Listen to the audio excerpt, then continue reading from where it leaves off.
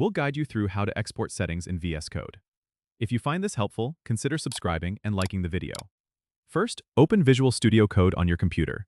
Go to the top navigation bar and click on File to open the drop-down menu.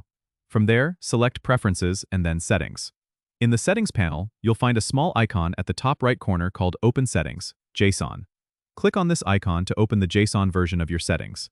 This file contains all your personalized configurations. Now, go to the top right corner of this JSON file window and click on the Export icon. This will allow you to export your settings. A prompt will appear asking you to choose a location to save the file. Choose your desired location and give the file a recognizable name, like VSCode settings.json, so you can easily find it later. Once you've saved the file, your settings are safely exported and can be shared or used to set up a new installation of VS Code.